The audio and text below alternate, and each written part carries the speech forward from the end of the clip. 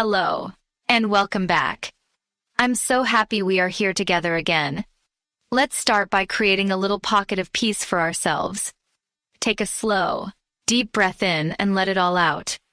Let go of the rush of the day. Let go of any expectations. In this time we share, there is no need to be perfect. There is only the gentle intention to learn and to grow. Today, we're going to talk about one of the most difficult and most important situations in any language, saying no. And I want to make you a promise. By the end of our practice today, you will have 7 clear, kind, and gentle ways to say no in English. These are not just phrases to memorize. They are tools to help you communicate honestly while still showing respect and care for the other person. You will learn how to say no without feeling guilty, without feeling rude, and without damaging your relationships. You will learn that a gentle no can be one of the most loving things you can say, both to yourself and to others. Let's think about that feeling. Someone asks you for a favor. Maybe a colleague asks you to help with their project when you are already so busy.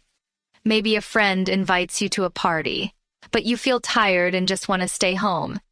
What happens inside you in that moment? For so many of us, there is a feeling of pressure, a knot in our stomach. A voice in our head says, I should say yes. If I say no, they will be disappointed. They will think I'm not a good friend, or not a good colleague. They won't like me. This feeling is so incredibly normal. We are taught from a very young age to be helpful, to be kind, to be agreeable. And saying yes feels like the easiest way to do that. But what happens when we say yes when our heart, our mind, or our body is screaming no? We feel tired. We feel resentful. We feel like we are not living our own life. Saying no is not an act of rejection. It is an act of honesty. It is an act of self-respect. It is you telling the truth about what you have the time, the energy, and the desire to do. And when you can do this in a polite, gentle way, it also becomes an act of respect for the other person. You are being honest with them, which allows them to find another solution. So today, we are going to practice this skill together. We will learn the words, the tone of voice, and the feeling behind a polite refusal. Let's begin with our very first way to say no. This is a beautiful strategy because it starts with appreciation. Our first method is the grateful refusal. With this method, you first show that you appreciate the offer or the invitation. You validate the other person. You make them feel seen and heard. You start with gratitude. Phrases like, "Thank you so much for thinking of me," or "That sounds wonderful," or "I really appreciate the offer." After you show this appreciation, you then gently say no. The word "but" is often our bridge. Let's imagine your friend invites you to go out for dinner on Friday night, but you have had a very long week and you just need to rest. Instead of a simple, "No, I can't," which can sound a little cold, you can use the grateful refusal. Your friend says, "Do you want to get dinner on Friday?" You can answer, "Oh, thank you so much for the invitation. That sounds so nice, but I'm going to have to pass this time. I've had a really long week." Do you feel how different that is? The first part, "Thank you so much for the invitation," shows that you value your friend and their offer. The no part feels much softer because it came after that warmth. Let's practice the rhythm and the sound of this. I will say the phrase, and then you repeat it after me. Try to put a genuine feeling of gratitude in your voice. "Thank you so much for thinking of me. I really appreciate the offer. That sounds absolutely lovely." Now, let's put it all together in a sentence. Repeat after me. "That sounds lovely, but I already have plans. Thank you for the offer, but I won't be able to join. I really appreciate you asking, but I can't this time. Wonderful. This is a perfect strategy for social invitations. It's warm, it's polite, and it's clear. Let's try a little personal practice. I want you to imagine that a colleague at work asks you to join a new committee. This committee will require a lot of extra time. You respect your colleague, but you know you do not have the time to do it. How can you use the grateful refusal to say no? Think about it for a moment. What could you say? Maybe you thought of something like this. Wow! Thank you so much for considering me for this. I'm honored that you thought of me. Unfortunately, my plate is really full right now, so I can't take on anything new. But thank you again for the offer. This is a beautiful, professional, and kind way to say no. You show respect for the offer before you decline. This is our first tool, and it's a powerful one. Now, let's move to our second method. This one is very similar, but it focuses on the feeling of regret. It shows that in a perfect world, you would say yes. Our second method is the I wish I could refusal. This method is all about expressing your desire to say yes, even though you have to say no. It communicates, my spirit wants to, but my reality doesn't allow it. Key phrases are, I'd love to, but, or I wish I could, but, or oh, I would have loved that. But the tone of voice here is really important. It should sound a little bit sad, a little bit disappointed. This shows the other person that you genuinely regret that you can't help or join them. Let's imagine your neighbor asks if you can water their plants for them while they are on vacation for 2 weeks. But you also have a trip planned in the middle of that time. You can say, oh, I wish I could help you out, but I'm actually going to be away for a few days myself during that time. The I wish I could immediately softens the no. It says, I'm on your team. I want to help you. Let's practice the intonation of these phrases. They often have a little sigh in them, a sound of regret. Repeat after me. Try to match my tone. I'd love to, but I can't. I wish I could, but I'm busy. Oh, that's so disappointing. I really wanted to go. Great. Now let's do a small dialogue practice. I will play the part of your friend, and you will respond using the I wish I could refusal. Ready? Friend, hey. A few of us are going to the beach this Saturday. It's going to be so much fun. You should come. Now it's your turn to answer. Start with I'd love to, or I wish I could. Maybe you said something like, oh, I would love to, but I promised my sister I would help her move on Saturday. Or maybe, I wish I could so much, but I have to work this weekend. Whatever your reason, starting with that expression of desire makes the other person feel good. It shows them that the problem isn't them or their invitation. It's just your schedule. For your personal practice, think of something you were invited to recently that you couldn't attend. How did you feel about missing it? Now, practice saying no to that invitation out loud, using this method. For example, I wish I could have come to your birthday party. I was so sad to miss it. This is a great way to practice the emotion of the phrase. So, we have the grateful refusal, and we have the I wish I could refusal. Both are warm and polite. Our third method offers a little bit of hope for the future. Our third method is the it's not a good time refusal. This is a wonderful strategy when you are not saying no forever. You are just saying no, not right now. It suggests that you might be open to the request at a different time. This is very useful at work, or for big favors. Key phrases are, now isn't a great time for me, or my schedule is packed right now. Or you can even suggest an alternative time by saying, could we maybe do this next month? Let's say your manager asks if you can lead a new, big project. You are interested, but you are in the middle of finishing another very important project. You could say, thank you for this opportunity. I am very interested in this. Right now is a little difficult because I need to focus all my energy on finishing the Thompson project. But could we talk about this again when that's done in a few weeks? This is an amazing response. It's not a flat no. It shows you are responsible, you are focused on your current work, and it shows you are interested in the future. It leaves the door open. Let's practice a few of these phrases. Repeat after me. Unfortunately, now isn't a great time. I'm a bit swamped at the moment. Swamped is a great idiom that means very, very busy. Maybe we could revisit this another time? Let's try a little scene. Your friend is starting a new business and asks you to help them design their website. You are happy for your friend, but you know you don't have the many hours it will take. At least not right now. Your friend says, I was wondering if you could help me build my new website. You're so good with computers.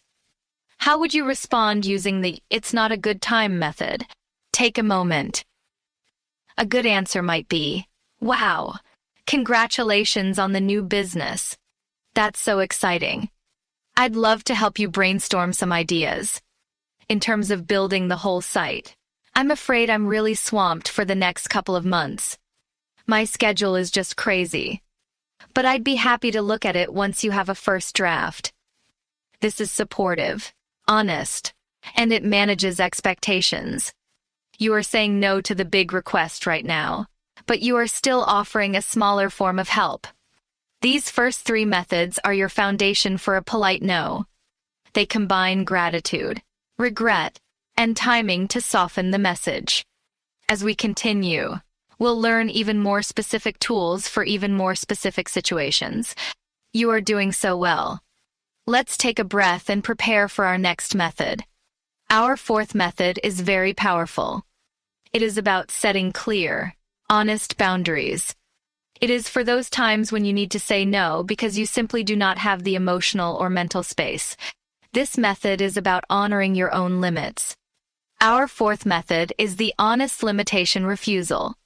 This is when you state, simply and kindly, that you cannot do something because you don't have the capacity.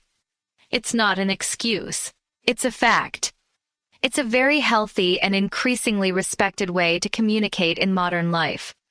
Key phrases include, I don't have the capacity for that right now, or I'm not able to take that on, or for requests for advice.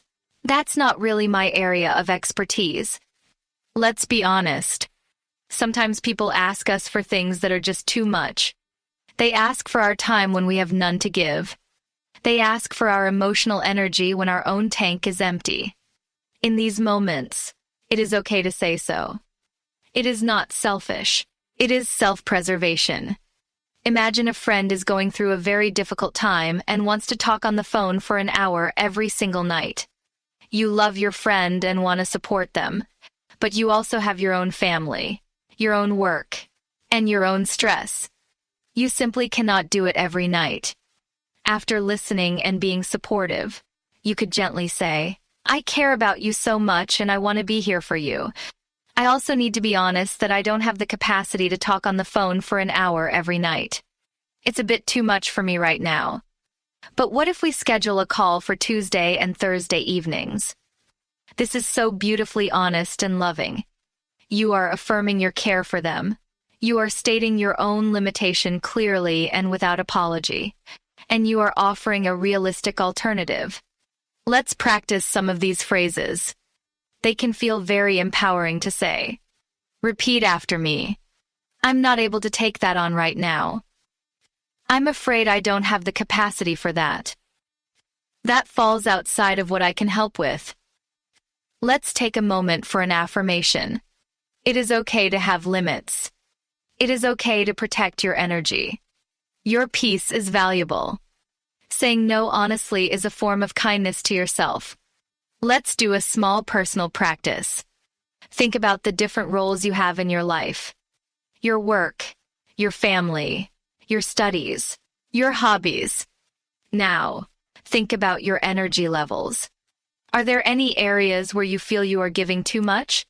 Just for yourself, practice saying a gentle, Honest no.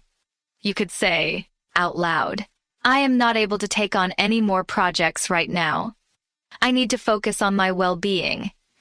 It's a powerful thing to say, even just to yourself. This method is advanced because it requires a lot of self-awareness, but it is one of the most important for a happy, balanced life. Our fifth method is a very practical and strategic tool. It's perfect for when you feel pressured to give an answer immediately. Our fifth method is the gentle delay. This strategy is about not saying no right away. Instead, you say that you need to think about it or check your schedule. This does two wonderful things. First, it gets you out of the high-pressure moment. Second, it gives you time to think and decide if you really want to say no, and if so, how to say it. The magic phrase is, let me check my calendar and I'll get back to you. Let's say a parent from your child's school asks if you can volunteer to organize the big school bake sale. It sounds like a lot of work. You feel pressured to say yes on the spot. Instead of panicking, you can use the gentle delay. You can smile and say, thank you for asking. That sounds like a big job. Let me check my calendar and my work schedule and I'll get back to you by tomorrow.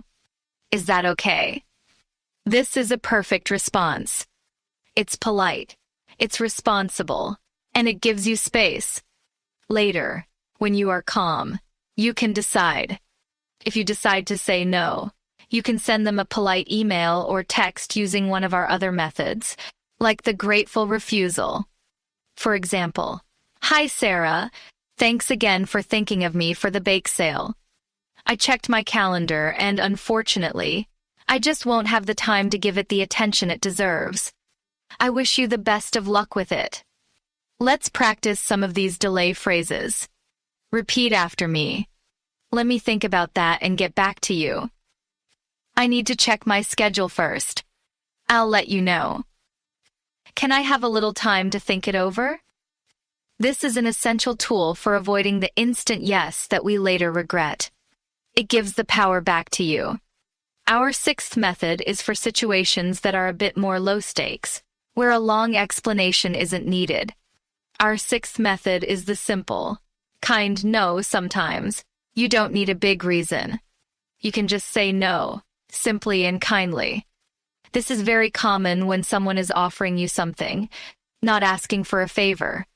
For example, in a restaurant when the waiter offers you more bread, or in a store when a salesperson asks if you need help. In these cases, a simple, warm no, thank you is perfect. The key here is your tone of voice and your body language.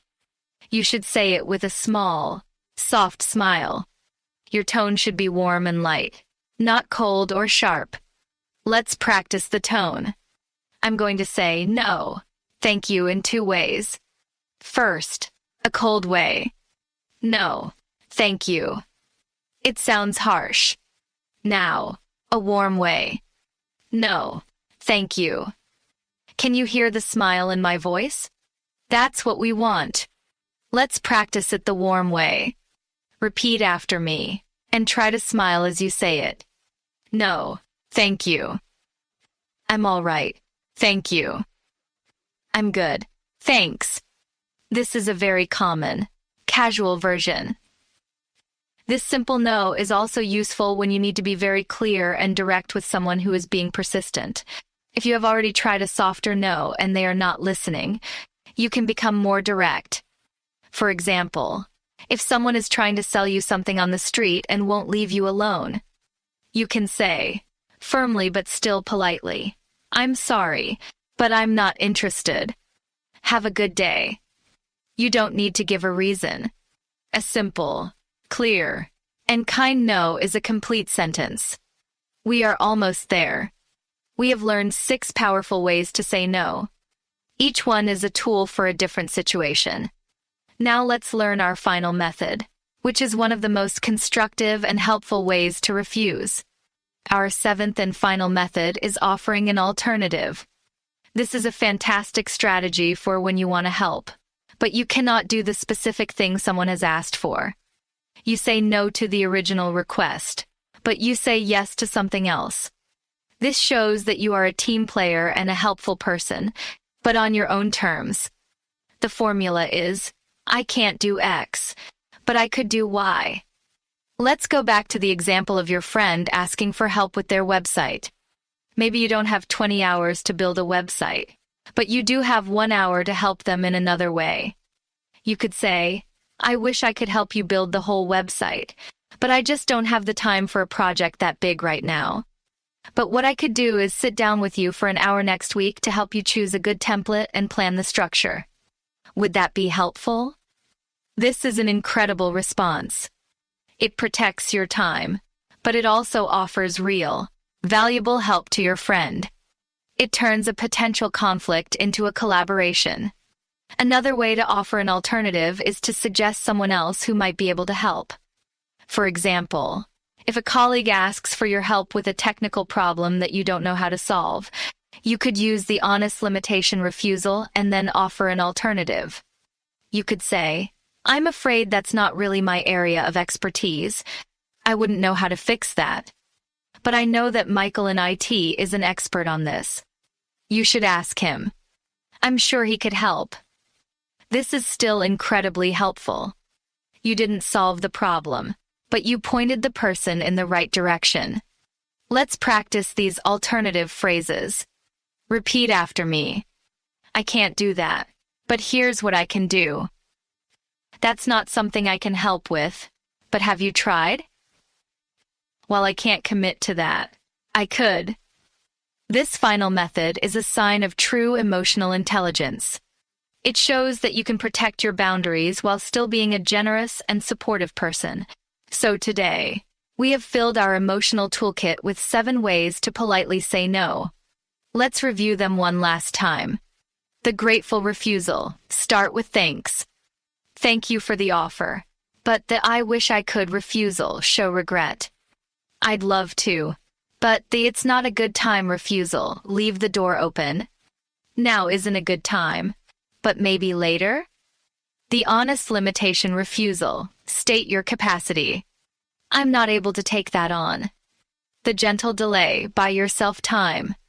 Let me check my calendar. The simple, kind no. Be direct but warm. No, thank you. Offering an alternative. Say no to one thing, yes to another. I can't do X, but I could do Y. I want you to feel so proud of yourself for practicing this today. This is not easy. It takes courage to unlearn the habit of saying yes to everything. For our final practice, let's bring it all together. Imagine a friend asks you for a big favor. They ask, can you help me move to my new apartment this Saturday? I have to be out of my old place by noon. You already have plans for Saturday morning that are important to you. How could you respond? Think of combining 2 or 3 of our methods. Take a moment. Here is one possible, beautiful answer. Oh, wow. Congratulations on the new apartment. That's so exciting. The grateful refusal part. Gosh, I wish I could be there to help you with the whole move, but I actually have a commitment on Saturday morning that I can't change. The I wish I could refusal. But what I could do is come over in the afternoon, around 2 p.m., to help you unpack some boxes for a couple of hours. Would that be helpful at all? Offering an alternative. This is the art of saying no. It is kind, honest, supportive, and it respects both your friend and yourself. As we finish our time together, I want you to hold on to this feeling of empowerment. You have the tools to communicate your boundaries with grace. You do not have to feel guilty for taking care of yourself. Your gentle homework for this week is just to notice. Notice the moments when someone asks you for something and you feel that pressure to say yes. You don't have to do anything differently yet. Just notice the feeling. And then, in your mind, practice which of our 7 tools you could use. This practice is a journey. Be patient with yourself. Every time you choose an honest, gentle no over a resentful yes, you are choosing yourself. And that is a beautiful thing. Thank you for your trust and your courage today. You are building a more honest and confident voice in English, one sentence at a time. I look forward to practicing with you again soon.